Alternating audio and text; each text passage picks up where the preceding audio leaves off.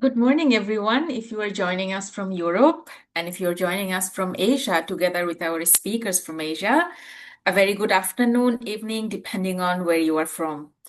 Today, we are excited for a great session on ethical AIED design of the 18th ASEF Classroom Network School Collaboration on Effective, Inclusive, and Ethical Artificial Intelligence in Education Design. Before we begin, very quickly, if you could mute yourself. During last couple of sessions, we had some interruptions. We would really appreciate it so that our speaker today will not face an interruption during his presentation. We will introduce our speakers very briefly in a moment. And then, of course, we will have the presentation by our speaker, and then we will pause for question and answers. And of course, we will close the session by updating you about what to expect next. So first of all, as you know, we designed this series of webinar to help you build thematic understanding as well as critical knowledge. And we are aware that here, most of you are joining from the school collaboration track. However, we also have some members joining from the faculty collaboration track. So for them, it's just for their observation as well as for their own motivation and interest to learn about the topic. However, for school collaboration participants, this is very crucial for you. This specific webinar will help you understand the thematic knowledge around ethical AIED design and use. You will learn key information about ethics of AI, most importantly on the ethical AI design. You will learn about the key concepts and frameworks as well as key information that will help you in terms of designing your innovative teaching practice, as well as when you choose an AI tool for your ITP during the team learning phase together with your mentor. So it is my pleasure to invite our speaker for today, Professor Sang-Chi Tan. Professor Tan is currently an associate dean as well as an associate professor. Also, and he is the co-chair for an important initiative here in Singapore at the National Institute of Education, Nanyang Technological University, AI at NIE.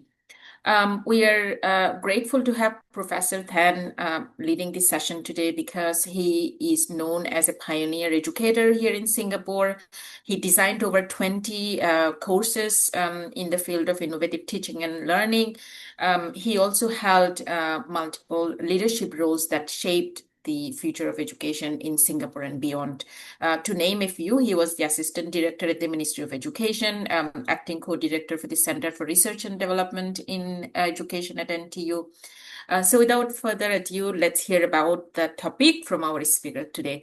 Professor Tan, the floor is yours. Hi, good morning, good afternoon, good evening, everyone. My name is Sang-Chi. I'm from Singapore. I was a classroom teacher, so really glad that last year I had the chance to interact with many teachers in ASEF 17th session. And this year, I think I was participating in the faculty sessions. I have a couple of colleagues here from the faculty network. You're welcome to answer the question as well. Okay, so I'll be using ClassPoint. So what you can do for ClassPoint is that you can have the browser in front of you. You can follow the PowerPoint better, hopefully, and you can also answer the questions that are posed on the PowerPoint. So I'll give you some time if you want to join using ClassPoint. Just go to www.classpoint.app, key in the code 38041. Keep typing your name and can join the session. Throughout this presentation, the code will appear on the top right-hand corner. So if you miss this slide, you can still join later on. Is that okay? Okay, let's start. Well, let's start with a revision of what the previous speaker has spoken about, Prof. David Huang. David Huang. And I'm not quite sure whether you remember this slide. So basically, he was talking about teacher agency in AIED design, teacher as the designer, teacher as the facilitator, and teacher also as a member of the community. And I think this is a very important slide that I would like to repeat again. Building on that, personally, I like to use the phrases to help me to understand, to remember also all the important design consideration. So I like to think about this as learning from AI. There's the part where we talk about the tools, AI tools, how you choose the tools, whether it's multimodal, whether it's free from bias, whether it's updated, data privacy policy, etc. So these are learning from AI. Whereas you're talking about the rules here, this is learning about AI. So it's learning about the basic knowledge of how AI works, prompting methods, ethical use of AI so that you can interact with AI productively. And very importantly, the division of roles here is be learning with AI. This is talking about human AI partnership, how human can work with AI together to achieve the objective they're achieving. And very importantly, of course, we're talking about the subject, in this case, students, working on the object to achieve the outcome. And this is actually looking at learning from perspective of learning not just one-to-one interaction, not just one person interacting with the environment, but also in a community setting. So learning from, learning about, learning with AI. I have one more for learning beyond AI, but I will not elaborate on that today. So for this presentation, I will embed some questions like this. Okay, for instance, questions like what are the roles of teachers that Dr. David Huang has mentioned. Okay, and you can actually, if you have joined the class point, you can actually key in your answers.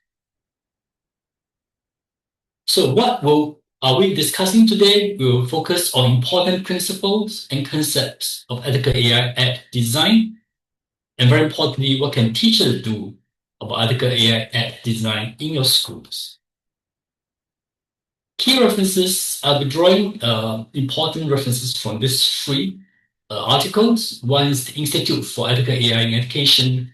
This was published in 2023. I tried to find articles that you can download freely from the internet. So all three articles you can download freely from the internet. So Institute for Ethical AI in Education, this is the article that gives you a lot of questions, good questions you want to ask if you want to acquire an AI system or AI tools from commercial company. Second very important chapter that I refer to is the Ethics of AI in Education by Casca, Waynes, and Selena.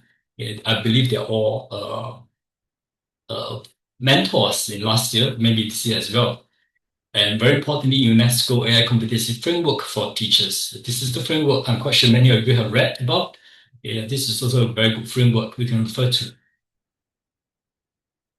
Now, I have accepted this invitation and then I regret it because this is really a difficult topic. So some caveat, the many concepts and issues are still being explored and are still evolving.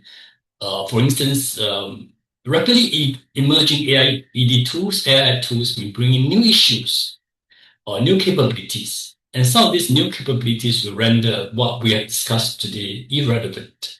I talked to some AI experts. Some of them were joking about this. They say, if you're talking about AI publications, it can be 2 weeks too old. Okay, so something they published 2 weeks ago will be too old by today. So ethical issues are also highly contextualized, depending on which country you're from, the cultural context, policies. It can be also very different. So it's really a multi-voiced, multiple perspectives kind of issues that sometimes there's no one-size-fits-all solution and there's no simple solution. So I hope this caveat will help me to go through the rest of the important points we want to discuss today. I'd like to start with a few case examples of what you might face in your school. This might be familiar cases to you, or you might have heard of this. Case one, a school in a country Y. This particular school faced high dropout rate. The school board requests actions from the principal, and the principal read about research report about a data science company that can analyze extensive data from the students, including their attendance, their behaviors, their demographics, and so on and so forth. And then the company can identify predictors of students' disengagement and flag up at-risk students for intervention. And this led to targeted support for struggling students, resulting in improved graduation rate by 20%. I'm quite sure you heard of these examples. Okay, and these are actually real applications. I've taken this actually from a real case example. But are there ethical issues involved in this decision making to acquire these systems? Maybe. Okay, let's think about that as we go through this discussion today. Think about some of this. What could be some ethical issues you want to consider before we acquire the system? Case example two, using AI to improve test scores. A school teacher like me, okay, was amazed by how fast generative AI can develop test questions.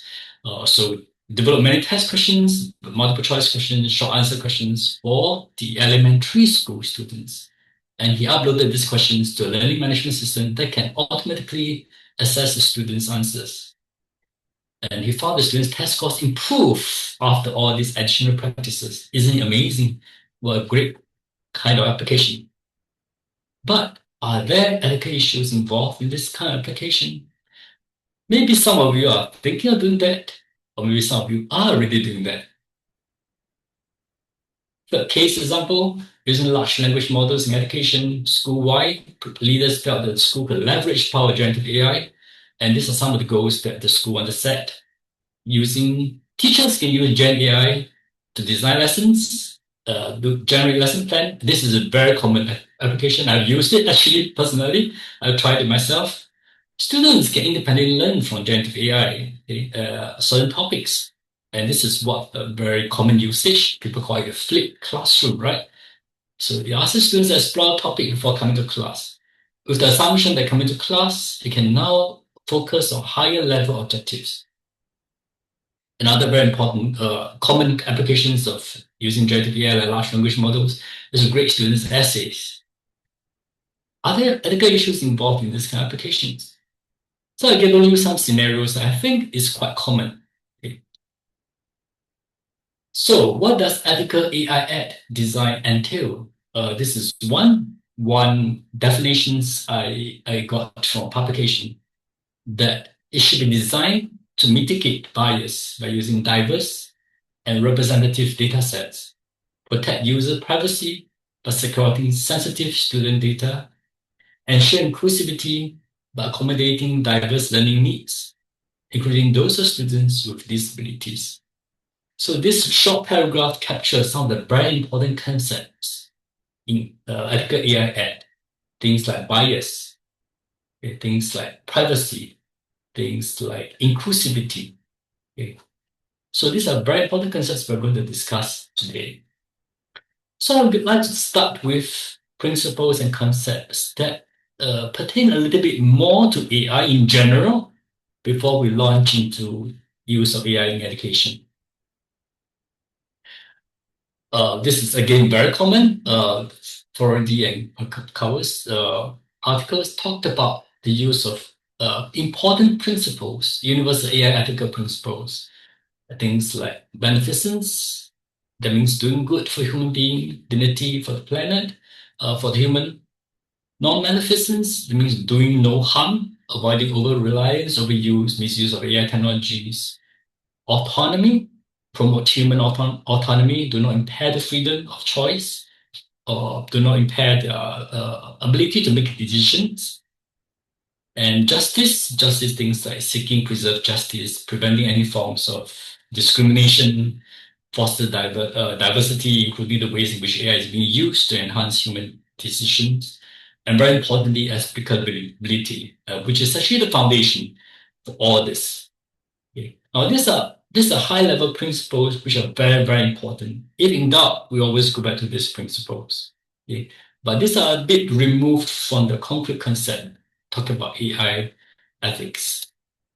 A bit closer to what we normally face with in our daily life is things like concepts like bias. Okay. So you can see the definition on the right here. Statistical bias refer to flaw in the data, and this can be data in various stages in the development of the AI model to the deployment of AI model that produce results that do not represent accurately the target population. And so this is something that we're all very familiar with. just to note that buyers can enter the AI development process at various stages. From the stage where you get the data, what kind of data that you select, your pre-processing, so what kind of data that you clean up, okay, data collection, how you measure something to model deployment. At all stages of data collection, bias can be introduced. And bias is one of the root causes of harms. Failure to mitigate bias can lead to discrimination and reinforce systems inequalities. And therefore, the issue of bias is not just statistical bias, but it can lead to other issues, moral bias, legal bias. Okay, so these are all interrelated. So when we tackle bias issue, it's not just from the AI model issue, okay, but the consequences of use. And remember, we say bias is the root cause. Okay, and root cause what? It can be harms. Okay, harms to the users. And researchers have talked about two types of harms. One is allocative, the other one is representational harms. Allocative harms are denial of opportunities, and representational harms are negative stereotyping. So allocative harms like decisions made from using AI that can limit the opportunities to a certain group of people, certain people. Okay? And representational harms can be something that misrepresent the whole population, resulting in discrimination of certain groups of people. And all these harms have long-lasting effects on individuals and communities. Okay?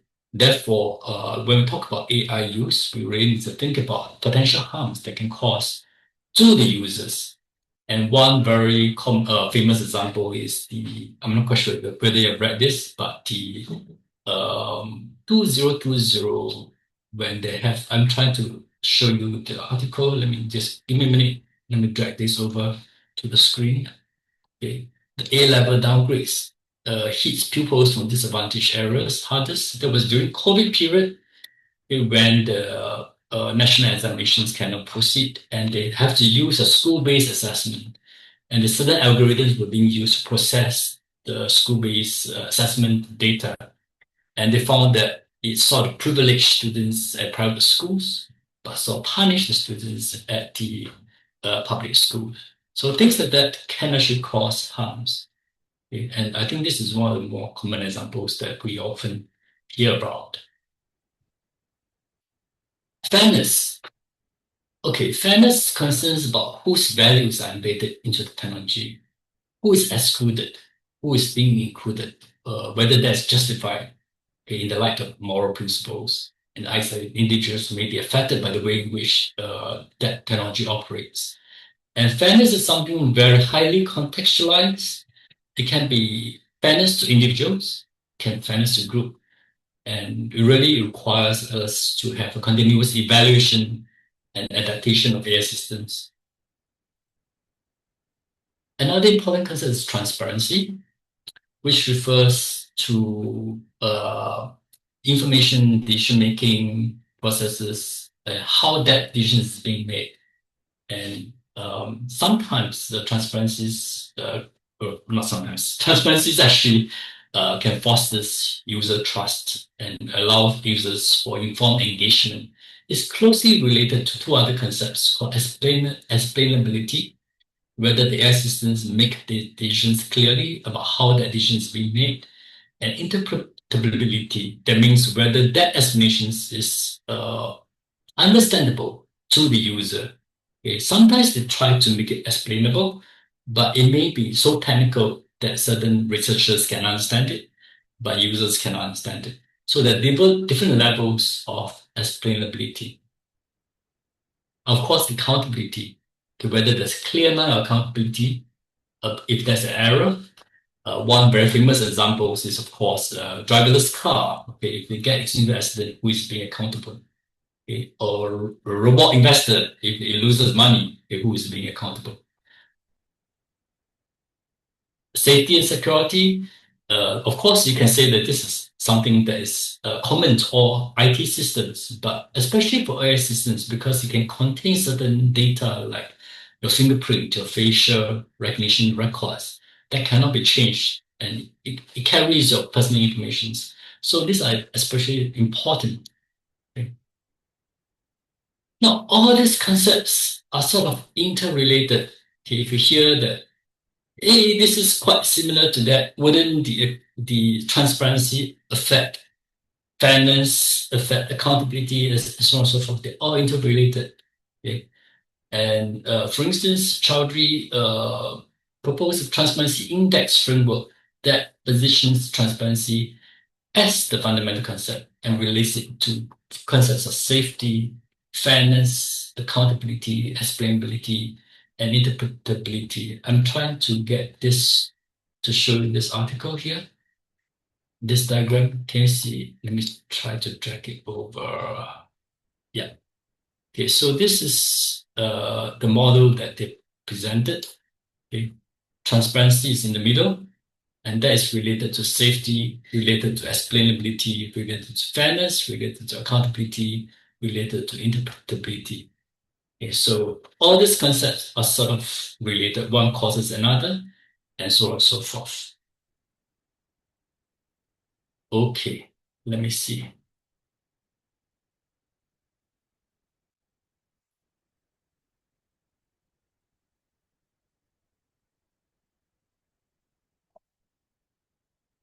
Okay, so this is our first point of interaction now. Multiple choice question. If you have signed the class point, you can attempt to answer this question. What is the key reason why addressing bias in AI systems is important? Sorry for interrupting, Sangchi. Some participant mentioned that they got the notification class full. I got the same as well. Is there anything you can do about it? The class is full. Oh, sorry. I can't do anything about that. Okay, let me see how many people have joined. If you have not joined, it's okay. You can still follow through. Okay. Let me see class point.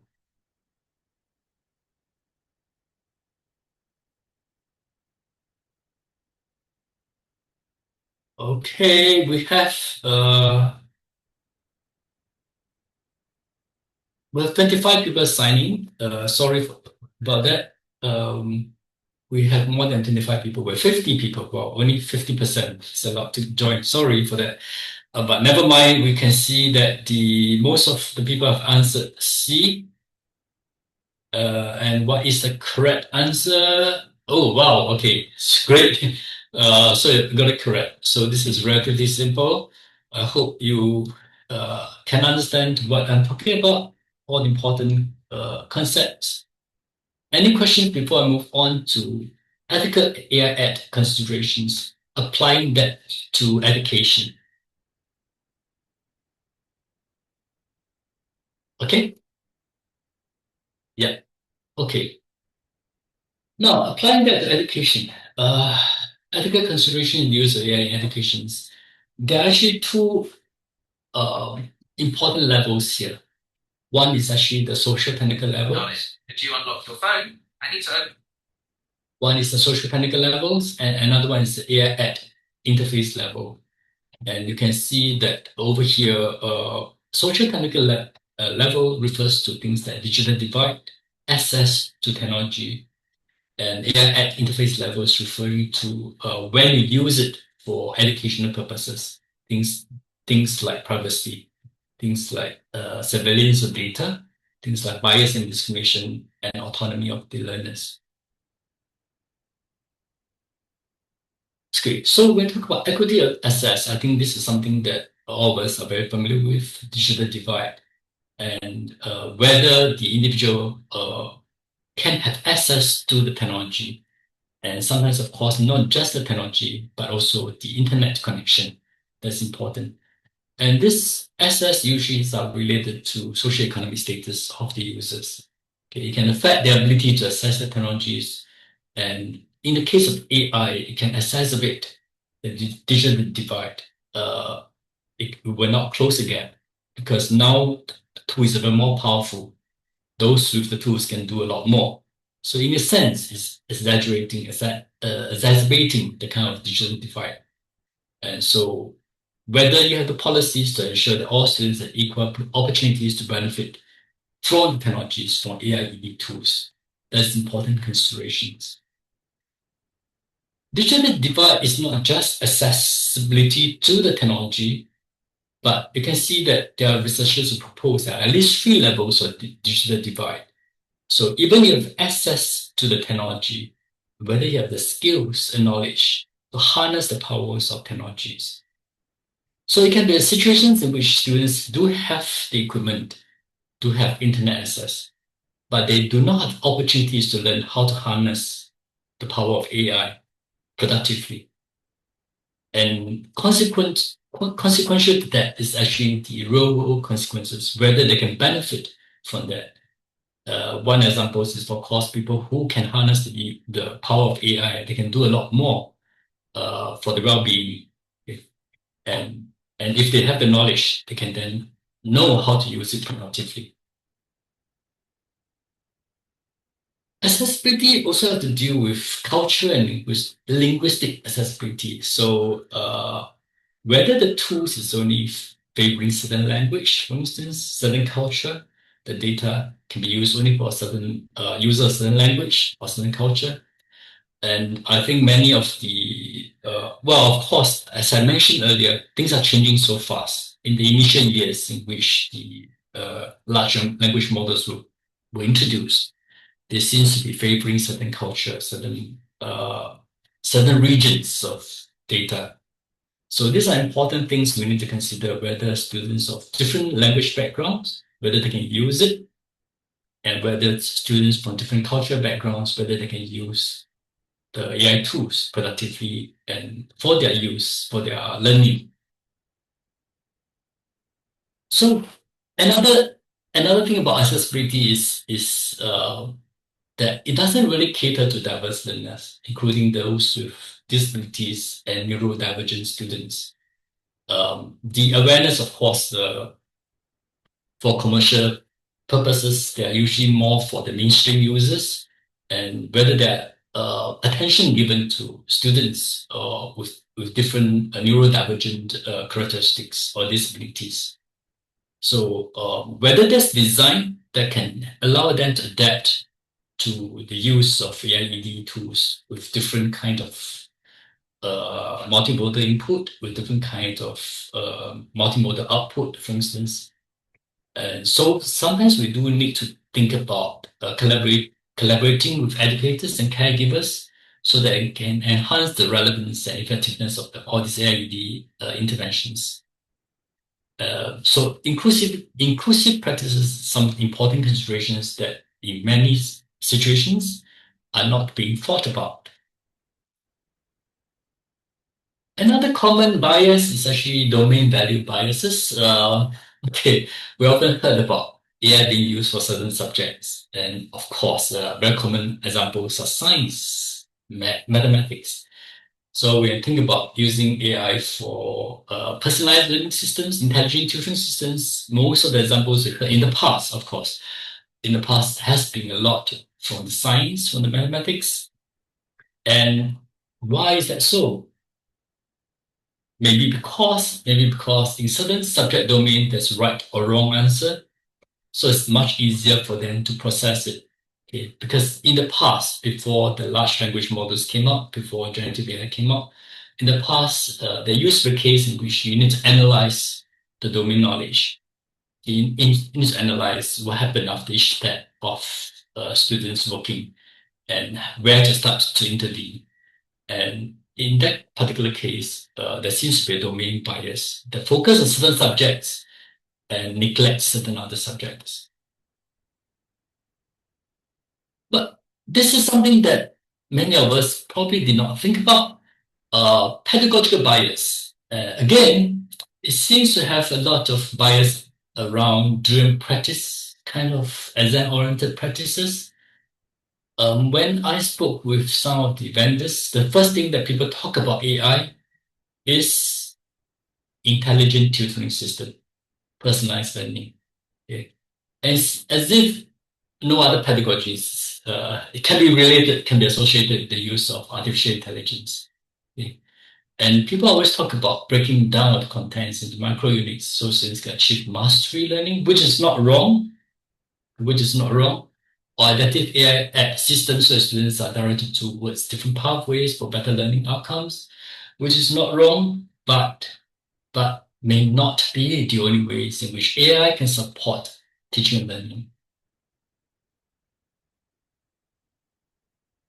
So we really need to think as teachers, we really need to think about can you harness the power of AI for different pedagogical methods? Can it support things like curiosity-driven inquiry? Can it support collaborative learning? Can it support knowledge building? And all these different ways of expanding the use of AI can really help us to address biases entrenched in the education systems. And we also need to continuously evaluate the effectiveness of all these AI systems so that they can meet different educational goals. I think eventually what we want to be able to do is to develop holistic education for our students, not just based on those things that AI can do, but really based on what we want for our students to be able to build their competencies so that they can be confident citizens for the future. So eventually it boils down a lot to human AI interactions, the interplay between human agencies and AI systems, and really it should support, not replace, things like critical thinking, decision-making skills of educators and of students. There should be a feedback loop between humans and AI, enhancing learning outcomes, and not just to reinforce pre-existing beliefs and biases. Okay? So I think we really need to think harder about how we can use AIs, not just to think for the students, not just to think for the teachers, but really make us learn better.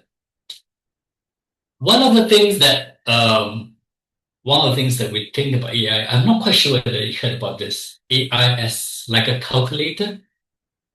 Did you hear about this kind of analogy? So using AI as a calculator, now using AI as a calculator has the implication that it's an efficiency tool. It makes certain things easier. So it makes retrieving of information easier. Okay. But in education, we think about not just efficiency tools, but we think about cognitive tools. The ideas of how to use AI systems or computer systems to help you to think.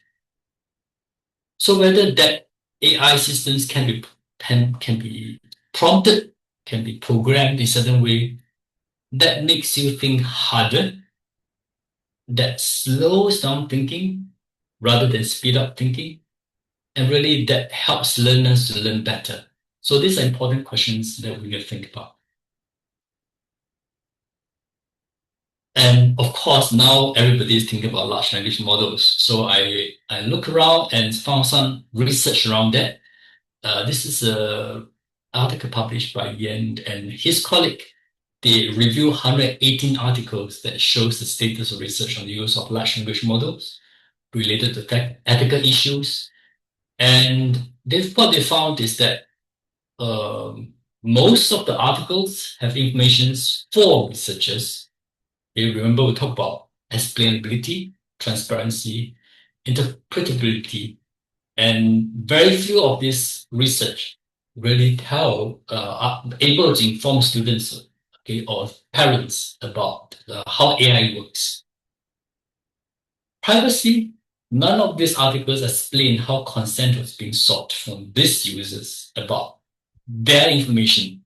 It's slightly different from consent for engaging in research, but really consent about the use of the data that they interact with the large language model.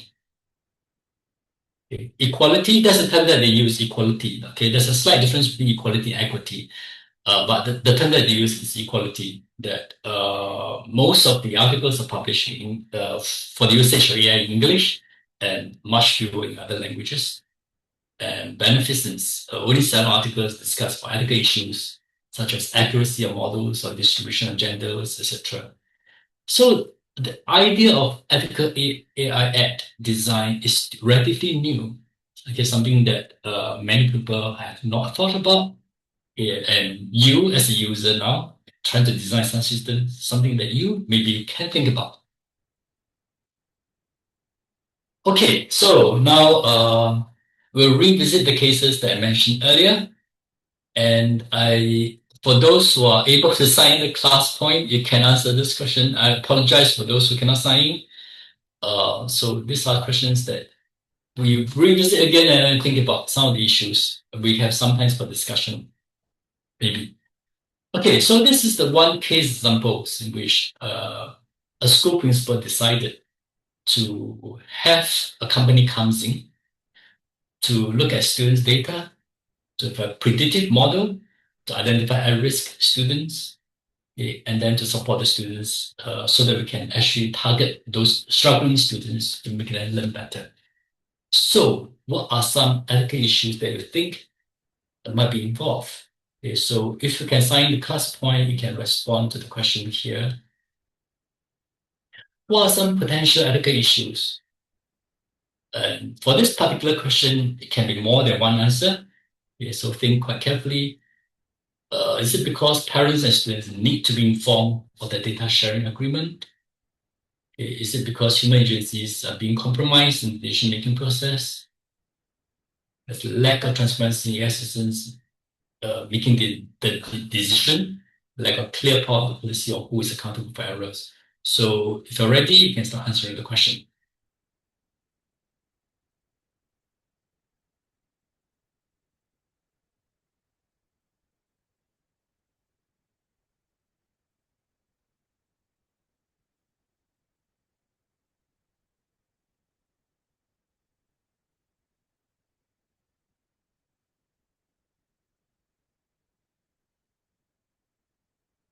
There's only one person who will answer the question.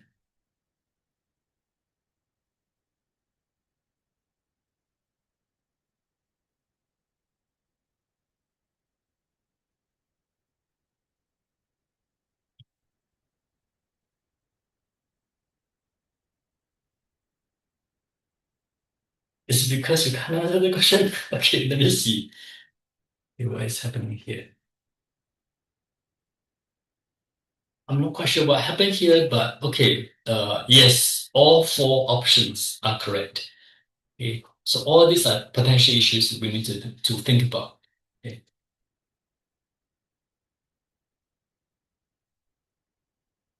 So in this particular case, it was not clear whether the students, parents and students are informed that their data be used for this purpose. Okay. And of course, there are some critics about dehumanized students, treating them as mere data point, whether the AI system is transparent in how the algorithm make decisions about who to identify as at-risk students, and whether they have chance to appeal if they want to. Okay. So again, don't get me wrong. These are very good intention systems. Okay? But behind that system's application, you need to think harder about some potential issues. At any point in time, you'd like to speak up about some of these cases, feel free to do it. Okay, I think you can use chat. Let me see. Oh, I have ignored your chat so far. Sorry. Uh, okay. I will come back to chat again. Okay. Another example is this about teachers using AI to generate questions for students' practice. This is again something very common. So, what do you think are some common or potential ethical issues for this? So again, we can go to the multiple choice. Is it pedagogical issues? Is it linguistic bias? Is it subject domain bias? Okay, so let's start the multiple choice for this.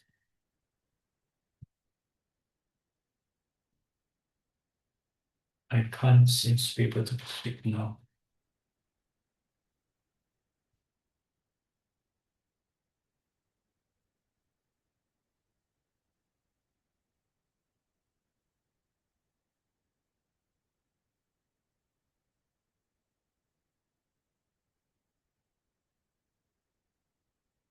Okay, sorry, I know you can't respond.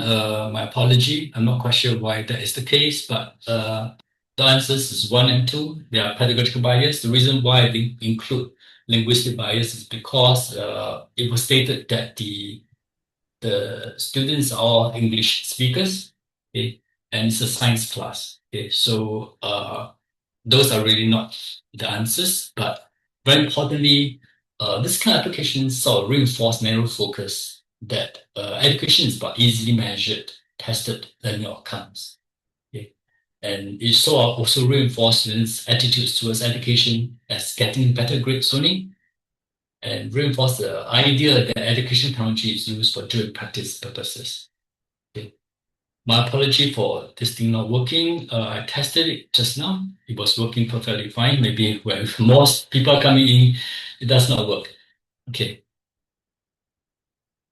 Okay. So, yes, there's a comment that English speaker doesn't mean proficiency. Yes. Okay. Understand. Okay.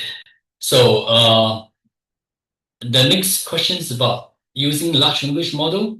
Okay. So that teachers can generate lesson plans, students can learn independently, and then grading the answers. So what are some potential issues? Yeah.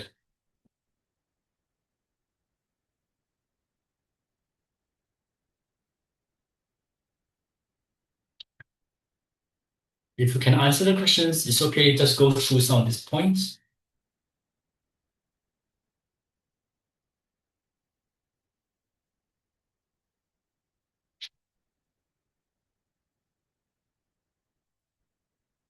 And in this case, I think all the four are important potential issues for AIED, adequate use of AIED in education. Okay. And and of course, we use it for generating lesson plan. But over time, okay, we also need to check ourselves whether we develop over dependence on AI. Okay. And when we say students learning independently from AI, okay, are we assuming that they can do it? Are we assuming that they have the ability to do it, to be able to use a prompt? Do they need to be educated? Do they need to be taught how to use it? Okay. And whether AI can grade students' essay effectively and fairly. If not, then how should it be used? Okay, so those are some of the important AI ed design issues, ethical AI ed design issues. So coming to the last, most important part of this discussion. Sorry, Senchi. Yes. So sorry for interrupting. The previous slide, there was the class point app slide, so we didn't see the content. If you could go back very briefly. Which slide? This one? Yes. Okay. Oh, sorry about it. Okay, so it's blocking you. Okay. Yeah. So I was talking about potential issues can be over dependence on AI. Okay. Sometimes we're making an assumption that students have access to generative AI. Okay. They can use large language models ethically and responsibly, and whether it can grade students as effectively and fairly. Okay. So all these are important questions to think about. And there's certain age, target age of students using some of the large language models, okay, that they declare for 13 and above 13, I can't remember which one or two. Okay. Okay, so we come to the most important part. What can teachers do? What is within our control? Okay. Do we allow AI to take over teachers' autonomy in decision making? Do we allow aggressive data mining to compromise users' privacy and security? Do we allow stochastic generation of content that may not be reliable? Do we alter our models of teaching and learning to suit AI technologies? So these are very important questions you want to think about. If you have read UNESCO CFT, competency framework for teachers, you would have read this table. Okay? There's of course ethics of AI, so it has three progression level: acquire, deepen, and create. Okay? I would like to say that, well, we can take time to go and study this paper here. Ethical AI app design doesn't just touch on the second row here, but as we have discussed, you also talk about human-centered mindset, the ethical AI, of course, at least AI pedagogy. So all these are all related to ethical AI at design. Okay? So you have time to go through the articles. It's about how you deepen all this different mindset. Okay? I think, of course, our ultimate goal is to be able to reach the create level, okay? To promote the ethical AI at design for human welfare, inclusion, and social justice. Ethics of AI to be championing ethical AI at design, to be able to co-create ethical AI at standards. Okay, why co-create? Because, as we mentioned earlier, it's highly contextualized.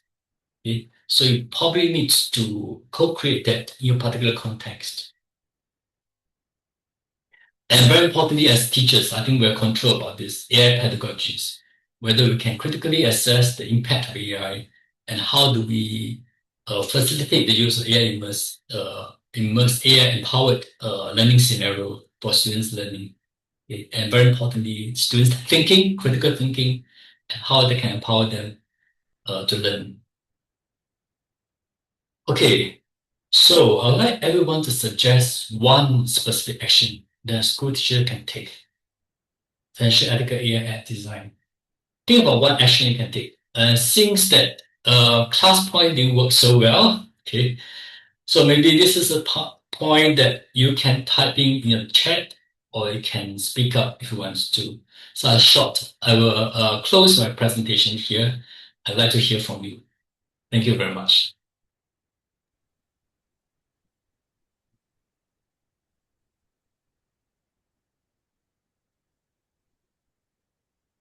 Any response?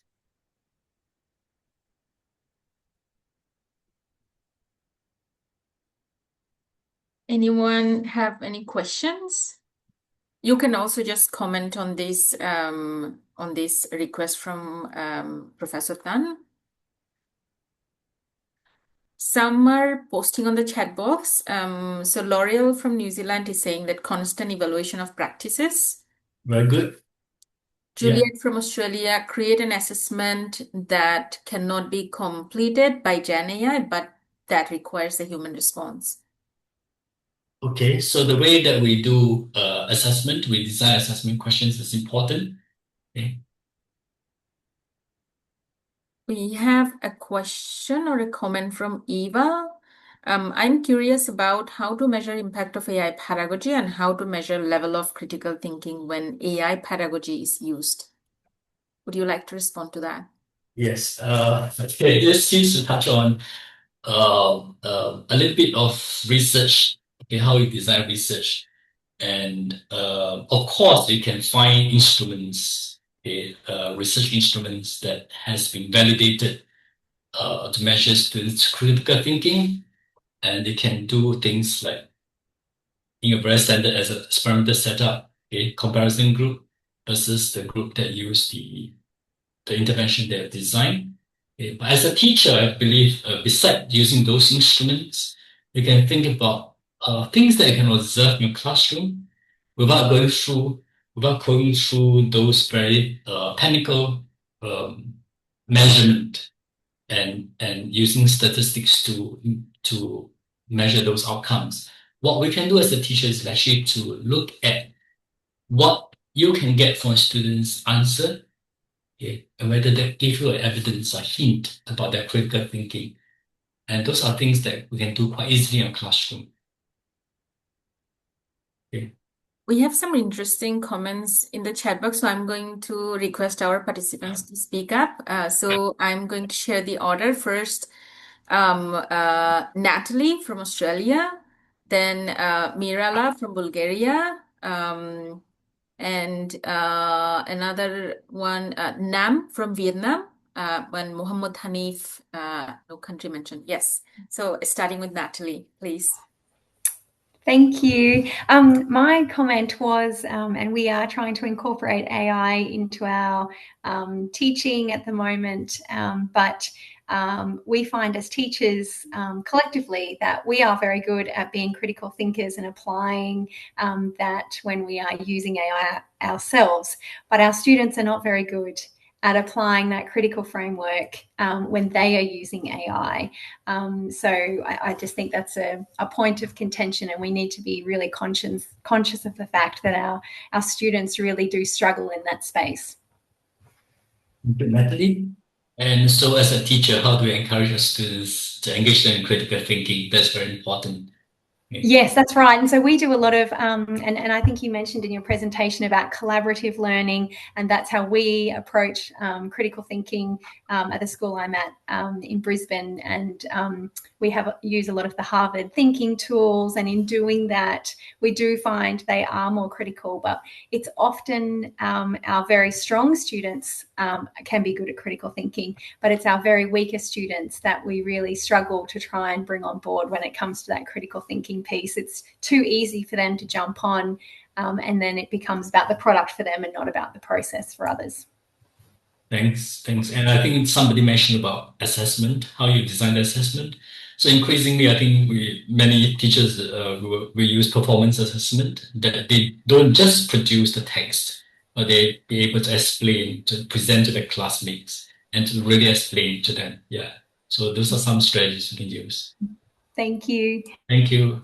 Thank you, Natalie. Next, we will have Mirella, Nam, Hanif, and then Carlo.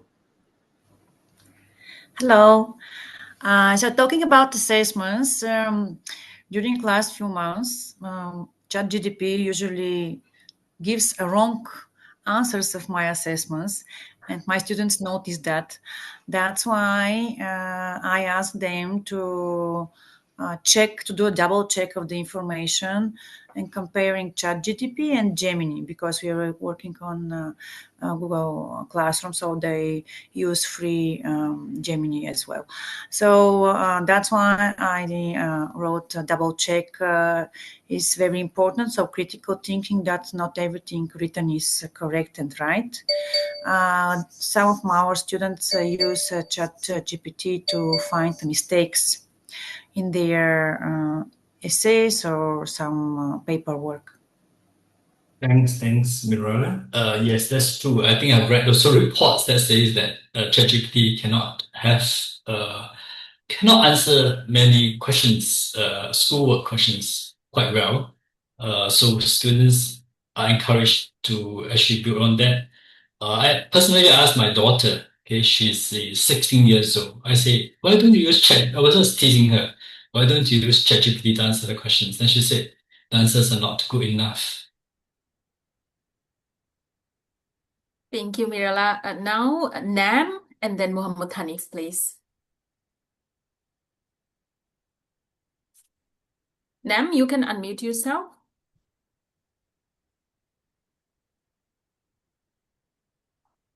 Okay, maybe we can hear from Muhammad Hanif first, and then Nam. Yeah, please sure. hear. All right. As a teacher, I would encourage my student to not to believe everything that they type on the ChatGPT, especially when doing assignments, because not everything is reliable and true. So they, as a student, they know how to use it, but they don't really know the underlying ethical issues behind it. So it's always a good example to have citations from the primary sources when doing assignments. That's what I did in my class. Thank you, Hanif. Nam, would you like to also share your comment? Okay, maybe when Nam is figuring out his technicality, Carlo. So Carlo is one of our faculty collaboration fellow. Hello. Yeah. I think given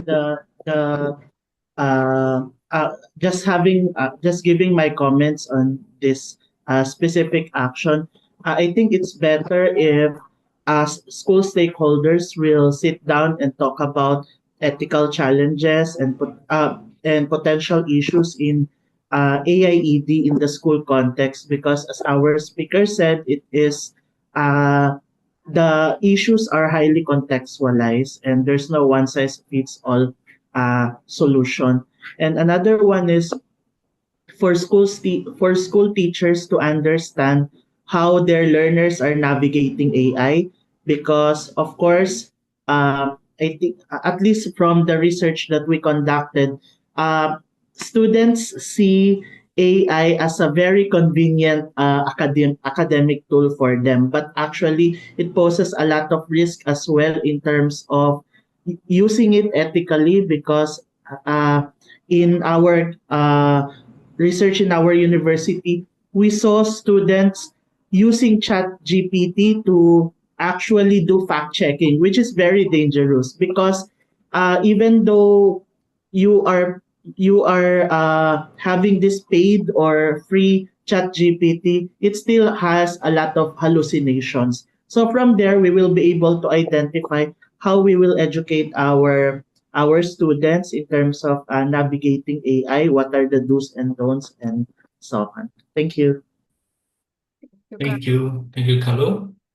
Yes, I think I did some analysis of the motive behind using large language models. So there could be several types of conflict between the motives of use. Okay?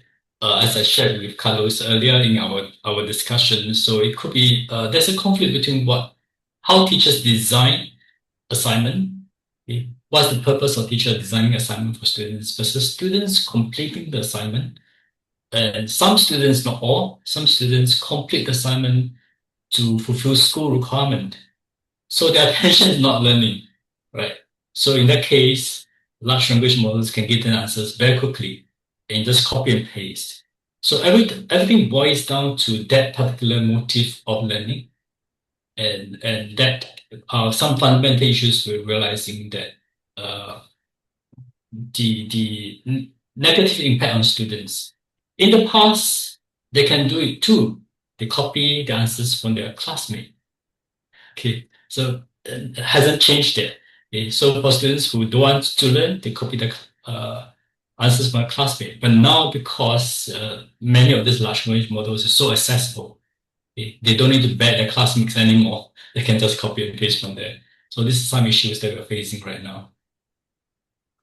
Right, thank you very much. I would now close it with our one slide just to sum up some of the key points here.